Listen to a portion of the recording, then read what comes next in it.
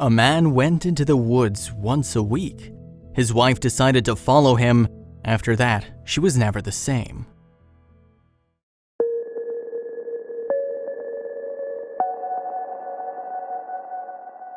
Russia is the largest country on Earth. Within its massive limits, there are more things going on than one can even start to grasp. Many goings-on are bad, while some are good, and almost all, many of its citizens are completely unaware of.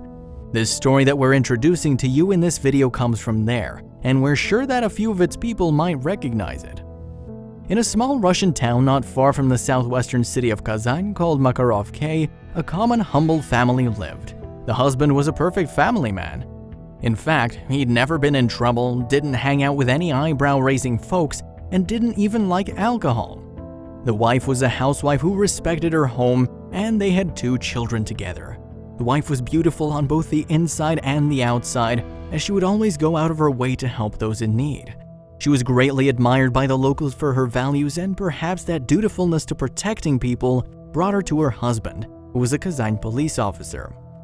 But even despite the fact that his job required him to be strict and sometimes harsh, he never raised his voice in front of his wife, not even once. He would wake up early in the mornings to commute to work in Kazan, about 25 kilometers away. Everything was going great until the wife started noticing her husband spend his days off heading into the woods in the early morning for a bit.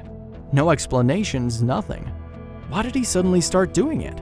He didn't carry anything with him or back, so she was wondering what was going on.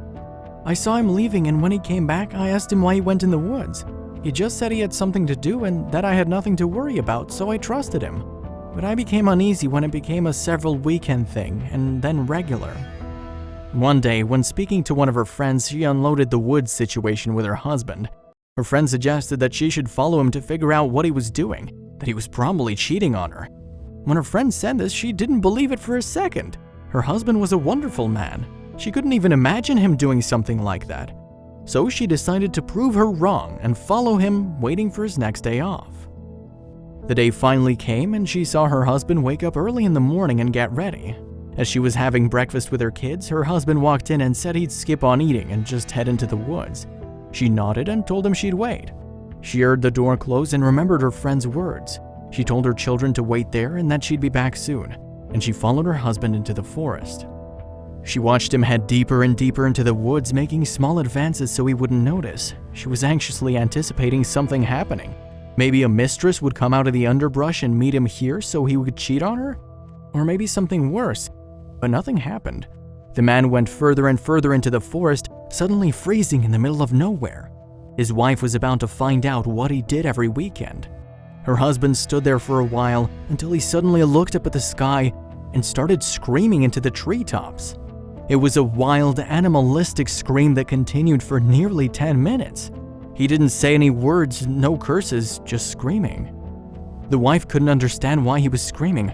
Had he gone insane?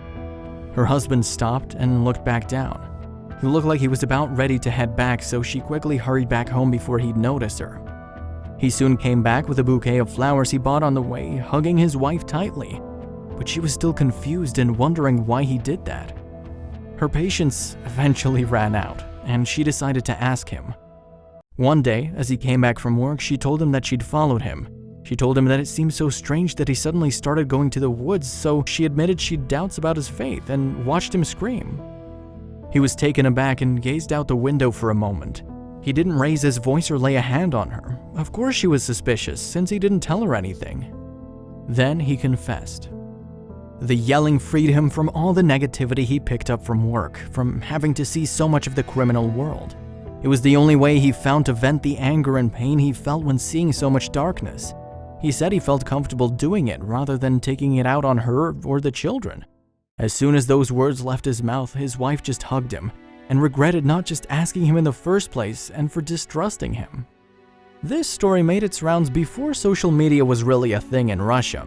In fact, the story was originally published by a woman called Daria Petrova, who claimed that this story was her own.